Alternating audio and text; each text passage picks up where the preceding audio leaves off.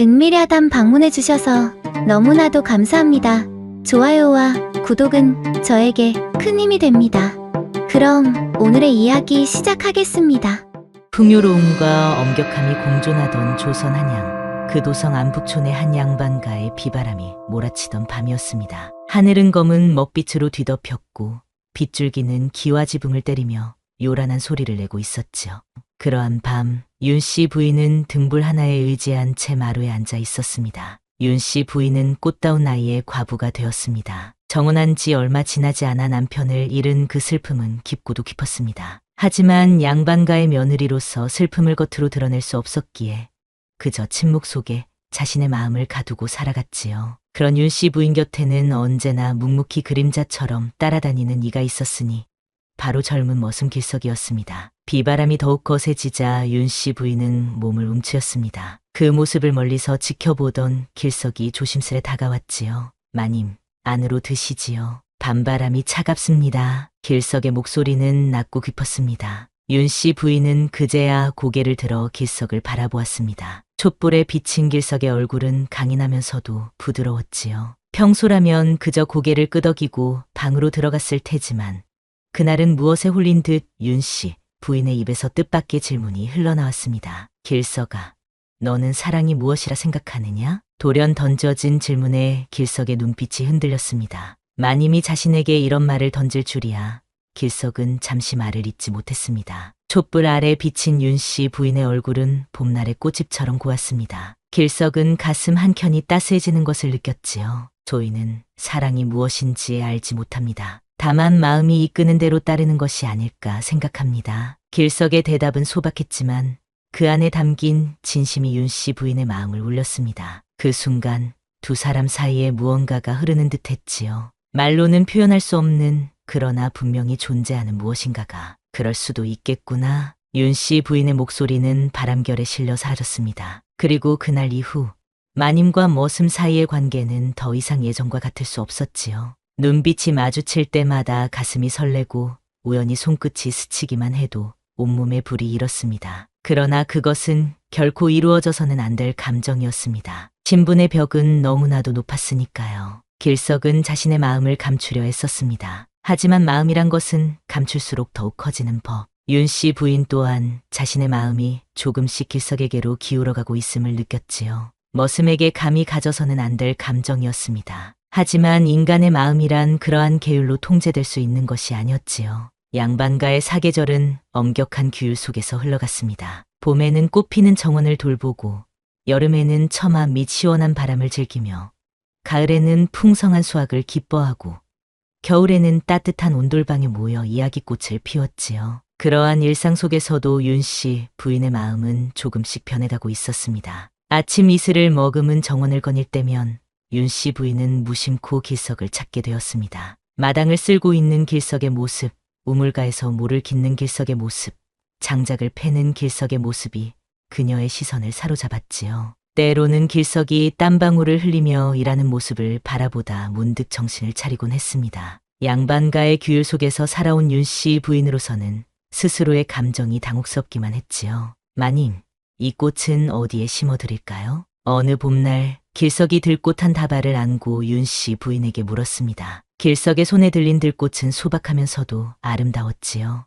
마치 그의 마음처럼. 저기 창가 아래에 심어다오. 매일 볼 수 있게. 윤씨 부인의 눈빛에는 말로 표현할 수 없는 감정이 어려 있었습니다. 길석은 고개를 숙여 자신의 표정을 감추었지요. 하지만 그의 귓불이 붉게 물들어가는 것을 윤씨 부인은 놓치지 않았습니다. 날이 갈수록 두 사람 사이의 감정은 깊어만 갔습니다. 윤씨 부인이 지나갈 때마다 길석의 심장은 북소리처럼 울렸고 우연히 손끝이 닿을 때마다 숨이 멎을 것만 같았지요. 그러나 그들은 자신들의 감정을 필사적으로 감추려 했습니다. 마님, 부디 조심하십시오. 돌이 많아 길이 미끄럽습니다. 비 내린 후 길석이 윤씨 부인의 팔을 부축하며 말했습니다. 윤씨 부인의 가슴은 길석의 손길이 닿은 곳에서부터 뜨거워지고 있었지요. 왜 나를 그렇게 걱정하는 것이냐? 윤씨 부인의 질문에 길석은 잠시 말을 잇지 못했습니다. 그의 눈빛에는 말할 수 없는 비밀이 담겨 있었지요. 그저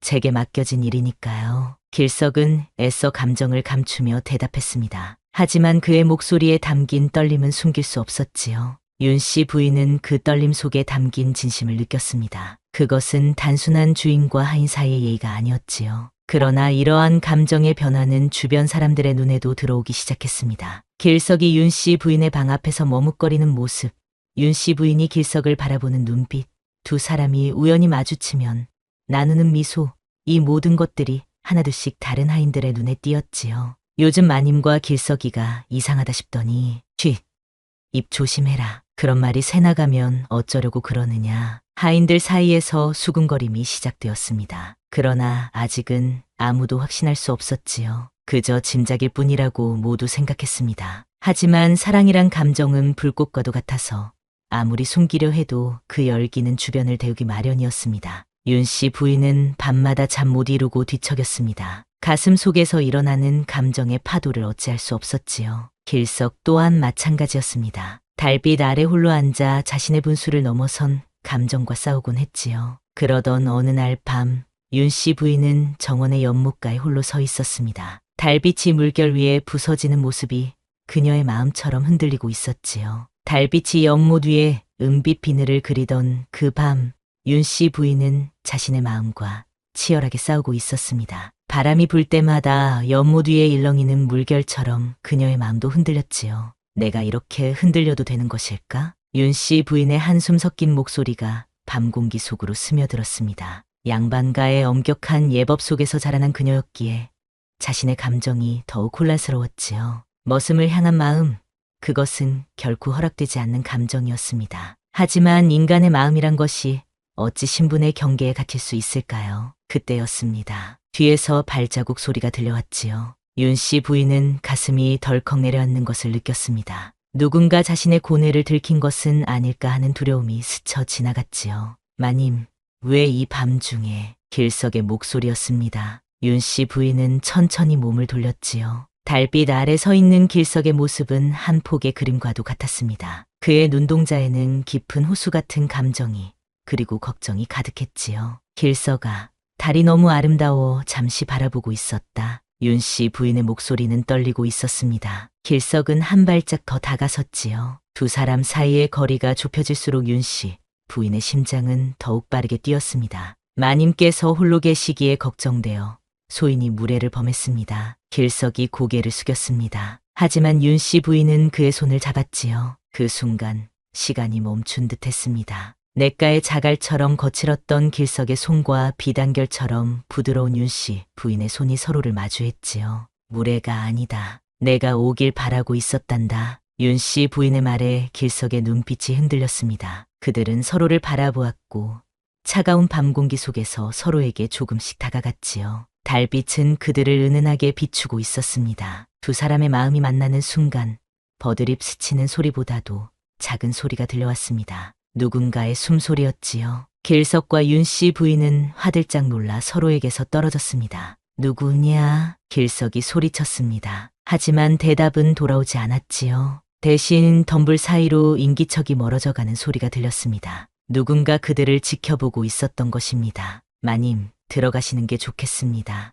이 일이 알려지면 길석의 목소리에는 두려움이 묻어났습니다. 윤 씨 부인도 그 심각성을 알고 있었지요. 양반가의 마님과 머슴 사이의 감정, 그것이 알려진다면 둘 다 감당할 수 없는 화를 입을 것이었습니다. 내일 새벽에 동쪽 담장 아래에서 만나자. 윤 씨 부인은 떨리는 목소리로 속삭였습니다. 그리고는 급히 방으로 돌아갔지요. 길석은 그 자리에 홀로 남아 초승달을 바라보았습니다. 그의 마음은 기쁨과 두려움이 뒤섞여 있었지요. 이튿날 새벽 윤 씨 부인은 약속한 장소로 향했습니다. 아직 해가 떠오르기 전이라 주변은 어스름했지요. 길석은 이미 그곳에 와 있었습니다. 두 사람은 담장 그림자에 숨어 속삭였습니다. 마님, 어젯밤 일은. 길석이 먼저 입을 열었습니다. 하지만 윤 씨 부인은 그의 말을 끊었지요. 길석아, 나의 마음을 더 이상 숨길 수가 없구나. 신분의 차이를 뛰어넘어 너를 사랑하고 있다. 윤 씨 부인의 고백에 길석은 잠시 말을 잃었습니다. 그의 가슴 속에서도 똑같은 감정이 타오르고 있었지만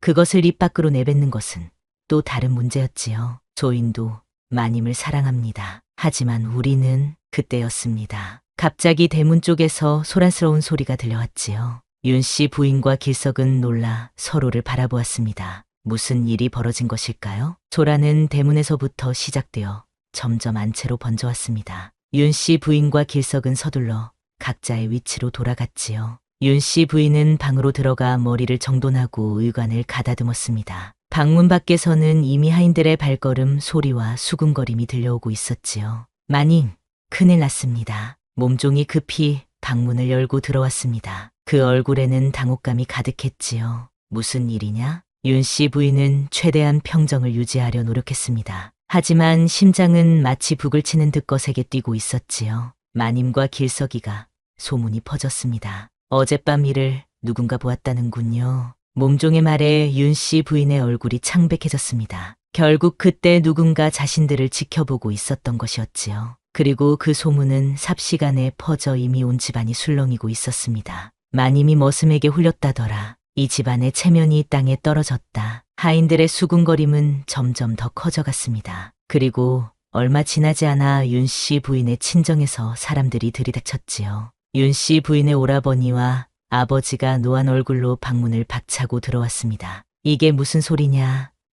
내가 감히 머슴 따위에게 마음을 두었다고? 오라버니의 목소리는 천둥처럼 방안을 울렸습니다. 윤 씨 부인은 고개를 숙인 채 대답하지 못했지요. 그녀의 침묵은 오히려 모든 것을 인정하는 것과 같았습니다. 당장 짐을 꾸려라. 친정으로 데려갈 것이다. 아버지의 목소리는 차갑고 단호했습니다. 윤 씨 부인은 그제야 고개를 들어 아버지의 눈을 바라보았지요.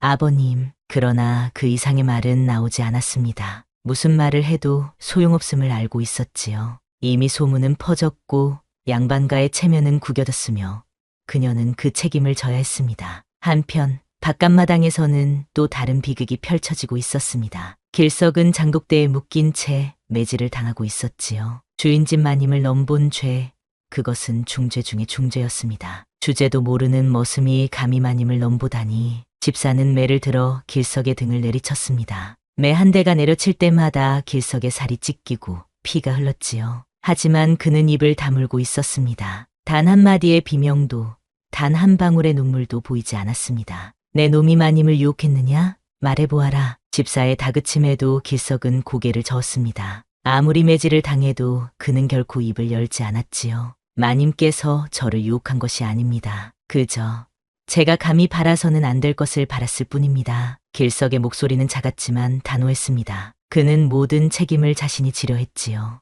윤 씨 부인의 명예를 지키기 위해서였습니다. 그 모습을 안채에서 윤 씨 부인이 지켜보고 있었습니다. 창문 틈으로 길석이 매를 맞는 모습을 보며 그녀는 자신의 손을 물어뜯었지요. 하지만 그 또한 아무 소용이 없었습니다. 그녀는 속수무책으로 길석이 맞는 모습을 바라볼 수밖에 없었지요. 이제 됐다. 더 이상 피를 보게 하지 말고 당장 이 집에서 내쫓아라. 마침내 집사의 명령에 따라 하인들이 피투성이가 된 길석을 일으켜 세웠습니다. 그의 옷은 피로 얼룩져 있었고 걸음걸이는 불안정했지요. 하지만 그의 눈빛만은 여전히 단단했습니다. 마지막으로 한 말씀 드리고 싶습니다. 길석이 입을 열었습니다. 모두가 놀라 그를 바라보았지요. 비록 소인의 신분은 낮지만 마님을 향한 마음만큼은 진실되었음을 그 점만은 기억해 주십시오. 그 말을 남기고 길석은 대문 밖으로 사라졌습니다. 윤 씨 부인은 그 순간 가슴이 찢어지는 아픔을 느꼈지요. 하지만 그녀는 눈물을 보이지 않았습니다.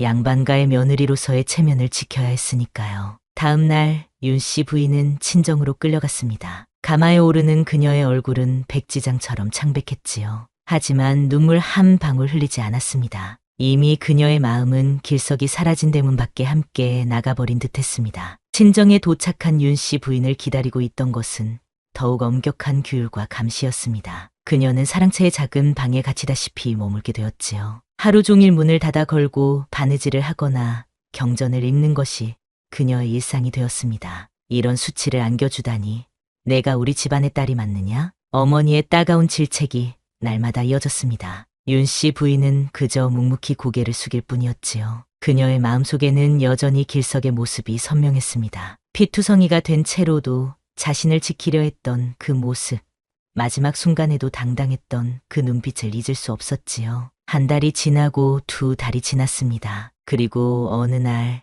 아버지가 윤 씨 부인을 불렀습니다. 방에 들어서자 아버지 옆에는 낯선 중년 남자가 앉아 있었지요. 이분은 한양의 좌의정 김대감의 아드님이시다. 너를 며느리로 맡고 싶어 하신다. 아버지의 말에 윤 씨 부인은 놀라움을 감추지 못했습니다. 좌의정의 아들이라면 한양 최고의 권력가 중 하나였지요. 그런 가문에서 이미 한 번 망신을 산 자신을 며느리로 삼겠다니 도무지 이해할 수 없었습니다. 아버님, 이미 소문이 퍼진 저를 윤 씨 부인이 조심스레 입을 열었습니다만 아버지는 단호하게 그녀의 말을 끊었지요. 좌의정 댁에서는 그런 소문 따위는 개의치 않는다 하셨다. 오히려 내 아름다움과 교양을 높이 평가하신다. 그러나 윤 씨 부인은 그 뒤에 숨겨진 진실을 알 수 있었습니다. 좌의정 댁에서는 자신의 아름다움이 아니라 자신의 가문이 가진 토지와 재산을 탐낸 것이었지요. 그리고 그들의 권력으로 소문을 잠재울 수 있다고 생각했을 것입니다. 혼례는 다음 달 초하루로 정했다. 아버지의 말에 윤 씨 부인은 가슴이 철렁 내려앉았습니다. 이제 달아날 곳은 없었지요. 그녀는 그저 고개를 숙일 수밖에 없었습니다.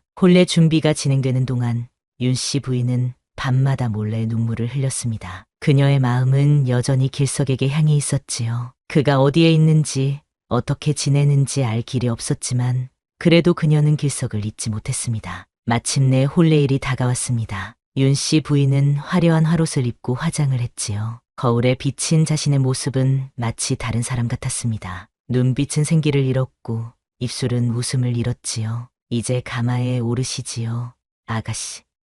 몸종의 말에 윤 씨 부인은 천천히 가마를 향해 걸어갔습니다. 한 걸음, 한 걸음이 무거웠지요. 마치 절벽을 향해 걸어가는 것처럼 느껴졌습니다. 그러다 문득 윤 씨 부인은 발걸음을 멈추었습니다. 머릿속에서 길석의 목소리가 들리는 듯했지요. 마님, 이룰 수 없는 사랑도 있는 법입니다. 그 순간 윤 씨 부인의 가슴 속에서 무언가가 일렁였습니다. 더 이상 이렇게 살 수는 없다는 깨달음이었지요. 잠시만 화장실에 다녀오겠다. 윤 씨 부인은 몸종에게 말했습니다. 몸종은 의심 없이 고개를 끄덕였지요. 윤 씨 부인은 화장실로 향하는 척하다가 뒷문으로 빠져나갔습니다. 그리고는 정신없이 달렸지요. 어디로 가는지도 모른 채 그저 본능적으로 달렸습니다. 밤이 깊어갈수록 윤 씨 부인의 발걸음은 더욱 무거워졌습니다. 화려한 화롯은 이제 흙과 그리고 그녀의 눈물로 얼룩져 있었지요. 하지만 그녀는 멈추지 않았습니다. 한양의 거리를 지나 기방이 모여있는 곳으로 향했지요. 그곳에서 길석의 소식을 들을 수 있을지도 모른다는 희미한 희망을 품고 그렇게 윤 씨 부인은 한양의 밤거리를 헤매다 마침내 한 기방 앞에 도착했습니다. 그녀의 직감이 그곳에 길석이 있을 것이라고 말해주고 있었지요. 기방 앞에 선 윤 씨 부인의 모습은 처연했습니다. 화려했던 화롯은 이제 먼지와 흙으로 얼룩져 있었고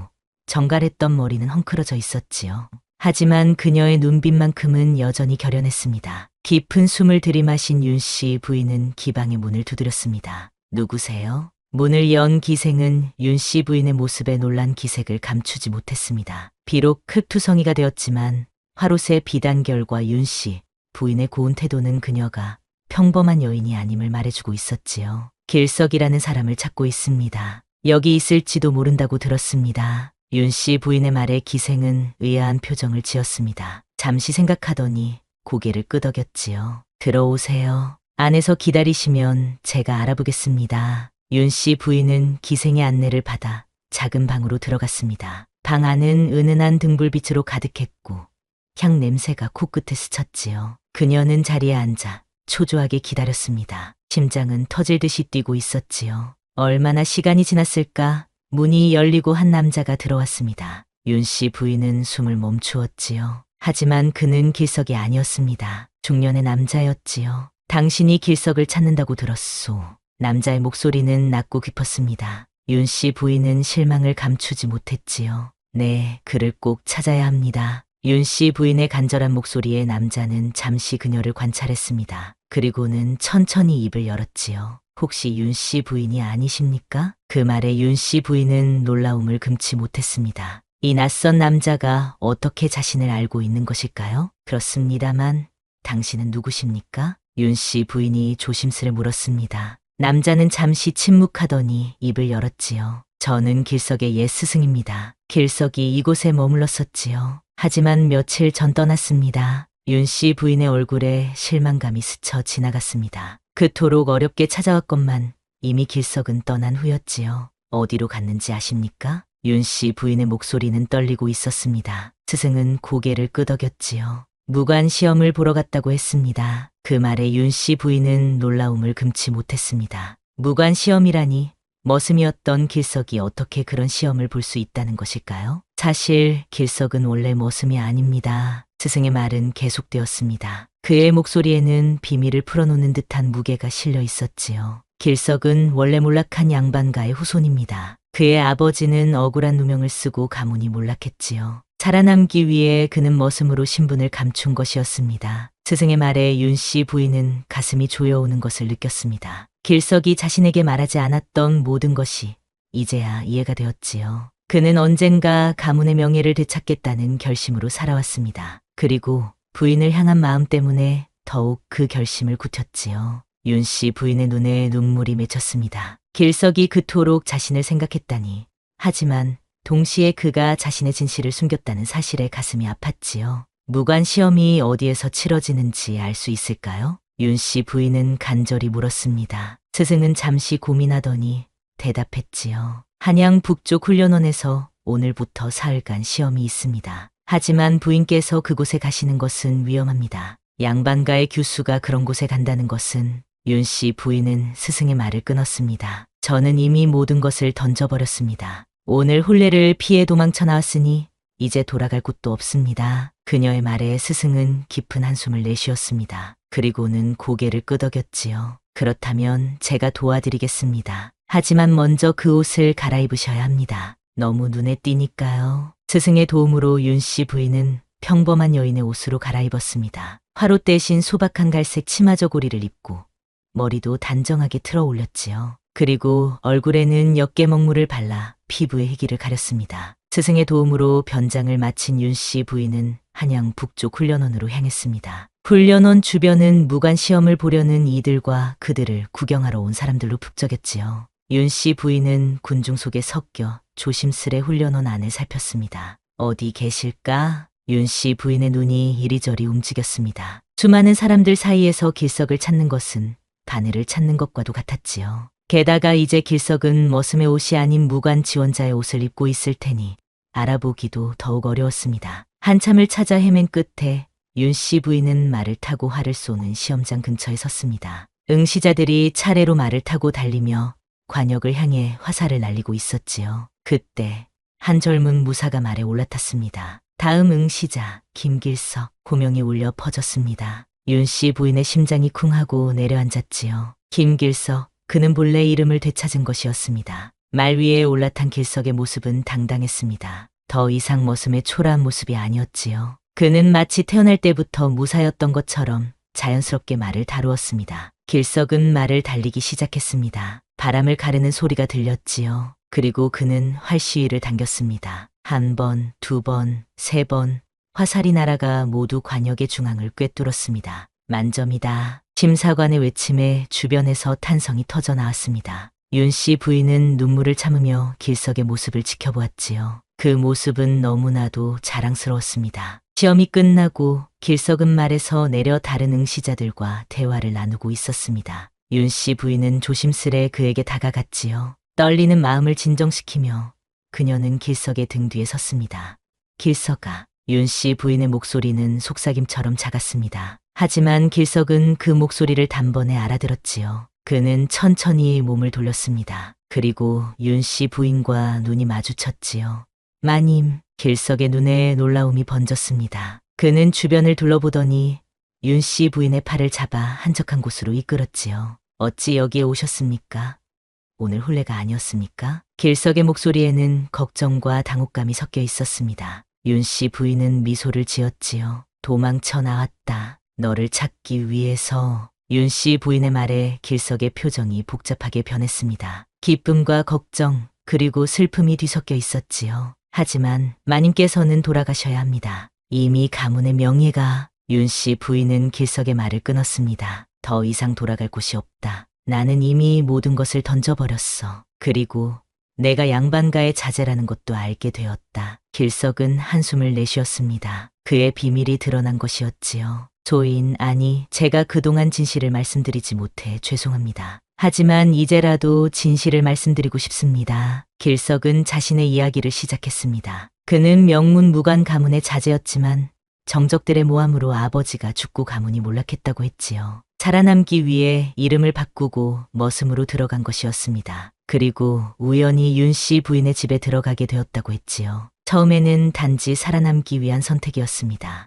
하지만 마님을 뵙게 되면서 제 마음이 달라졌습니다. 길석의 고백에 윤 씨 부인의 눈에 눈물이 맺혔습니다. 그녀는 길석의 손을 잡았지요. 길석아, 나와 함께 도망치자. 우리가 신분을 떠나 함께할 방법은 없는 것이냐? 윤 씨 부인의 간절한 목소리에 길석은 잠시 말을 잇지 못했습니다. 그의 눈에도 눈물이 맺혔지요. 마님, 아니, 윤 씨 부인. 제 마음은 변함없지만 길석은 고개를 끄덕였습니다. 함께 가겠습니다. 하지만 그 전에 먼저 해야 할 일이 있습니다. 무관 시험을 통과해 제 이름을 되찾아야 합니다. 그리고 그 후에 윤 씨 부인은 길석의 말에 미소를 지었습니다. 기다릴 수 있다는 듯이 고개를 끄덕였지요. 무관 시험이 끝난 후 길석은 예상대로 높은 성적으로 합격했습니다. 이제 그의 이름은 다시 김길석이 되었고 조정에서도 그의 뛰어난 실력을 인정받게 되었지요. 하지만 길석의 마음은 여전히 불안했습니다. 윤 씨 부인과의 미래가 순탄치만은 않을 것임을 알고 있었기 때문입니다. 이제 어찌할 생각이냐? 스승이 물었습니다. 길석은 깊은 숨을 들이마셨지요. 변방으로 부임을 자청하려 합니다. 그곳에서 공을 세워 저희 가문의 누명을 벗고 윤 씨 부인과 정식으로 혼인하겠습니다. 스승은 고개를 끄덕였습니다. 그것이 가장 현명한 선택이었지요. 한양에 머물러서는 윤 씨 부인의 가문과 좌의정 댁의 분노를 피할 수 없었습니다. 윤 씨 부인께는 말씀드렸소? 스승의 물음에 길석은 고개를 저었습니다. 아직 그 말을 꺼내지 못했지요. 윤 씨 부인이 자신과 함께 변방의 험한 생활을 견딜 수 있을지, 또한 그곳에서 몇 년이나 기다려야 할지 모르는 시간을 감내할 수 있을지 걱정되었습니다. 그날 밤 길석은 윤 씨 부인을 찾아갔습니다. 스승의 집 작은 방에서 머물고 있던 윤 씨 부인은 길석을 반갑게 맞이했지요. 길석아, 합격했다는 소식을 들었다. 정말 자랑스럽구나. 윤 씨 부인의 눈빛은 깊은 호수처럼 맑고 따뜻했습니다. 길석은 그녀 앞에 무릎을 꿇고 앉았지요. 윤 씨 부인, 제가 드릴 말씀이 있습니다. 길석의 진지한 표정에 윤 씨 부인은 긴장했습니다. 그녀도 이미 예감하고 있었는지도 모릅니다. 나는 변방으로 부임하려 합니다. 그곳에서 공을 세워 가문의 명예를 회복하고 그 후에 당신을 정식으로 아내로 맞이하고 싶습니다. 윤 씨 부인의 눈에 슬픔이 스쳐 지나갔습니다. 하지만 그녀는 이내 미소를 지었지요. 얼마나 기다려야 하는지는 중요하지 않아. 다만 내가 무사히 돌아온다면 그것으로 충분하다. 길석은 윤 씨 부인의 손을 꼭 잡았습니다. 그녀의 이해심에 감사했지요. 하지만 당신은 어디서 기다리실 건가요? 한양에 계시면 위험합니다. 그 말에 윤 씨 부인은 잠시 생각에 잠겼습니다. 그리고 고개를 들었지요. 스승님께서 남쪽 고향에 조용한 절이 있다고 하셨어. 내가 그곳에서 기다리마. 길석은 고개를 끄덕였습니다. 그것이 최선의 방법이었지요. 도성을 떠나 먼 지방의 절에 머문다면 윤 씨 부인의 가문이나 좌의정 댁에서도 찾기 어려울 것입니다. 이튿날 길석은 변방으로 떠났고 윤 씨 부인은 남쪽으로 향했습니다. 두 사람의 이별은 쓸쓸했지만 언젠가 다시 만날 것이라는 희망으로 가득했지요. 세월은 흘러 3년의 시간이 지났습니다. 윤 씨 부인은 절에서 조용히 지내며 길석의 소식을 기다렸지요. 가끔 스승을 통해 길석이 무사하다는 소식을 들을 수 있었습니다. 그리고 마침내 그날이 왔습니다. 은은한 봄바람이 불던 날, 절 입구에 한 남자가 서 있었습니다. 무관의 복장을 한 그 남자는 바로 길석이었지요. 돌아왔습니다. 간단한 인사였지만 그 안에 담긴 마음은 깊고 진실했습니다. 윤 씨 부인은 달려가 길석을 꼭 안았지요. 그동안의 그리움이 한순간에 녹아내렸습니다. 변방에서 공을 세워 가문의 명예를 회복했습니다. 그리고 이제 정식으로 혼인을 청하고 싶습니다. 길석은 윤 씨 부인의 손을 잡고 말했습니다. 그의 손에는 작은 비녀가 들려 있었지요. 바로 예전에 윤 씨 부인이 머슴 시절에 길석에게 건네주었던 그 비녀였습니다. 이 비녀를 가슴에 품고 살아왔습니다. 이제 다시 돌려드립니다. 제 마음과 함께. 그렇게 두 사람은 다시 만나 진정한 사랑을 이루었습니다. 신분의 벽을 넘어 오해와 시련을 이겨내고 마침내 함께할 수 있게 되었지요. 길석은 조정에서 인정받는 무관이 되었고 윤 씨 부인은 그의 아내로서 당당히 살아갈 수 있었습니다. 하지만 사람들은 이 이야기를 다르게 전하기도 합니다. 어떤 이들은 길석이 변방에서 전사했다고 하고 어떤 이들은 윤 씨 부인이 그를 기다리다 생을 마감했다고도 하지요. 그러나 진실은 오직 두 사람만이 알고 있었습니다. 그들이 남긴 것은 단 하나 작은 비녀뿐이었지요. 그 비녀에는 두 사람의 사랑이 깃들어 있었습니다. 신분의 벽을 뛰어넘은 용기, 서로를 위해 모든 것을 포기할 수 있었던 헌신, 그리고 결코 변하지 않는 진실한 마음. 이 이야기는 그렇게 전해 내려왔습니다. 머슴과 마님의 금지된 사랑 이야기로, 때로는 슬픈 결말로, 때로는 행복한 결말로. 하지만 사람들은 모두 같은 교훈을 얻었지요. 진정한 사랑은 어떠한 장벽도 뛰어넘을 수 있다는 것을. 그리고 지금도 어딘가에서는 그들의 사랑을 응원하는 이들이 있을 것입니다. 여러분은 어떠신가요? 이 머슴과 마님이 함께할 수 있도록 도왔을까요? 이들의 사랑은 이루어질 수 있었을까요? 그 답은 여러분의 마음속에 있을 것입니다.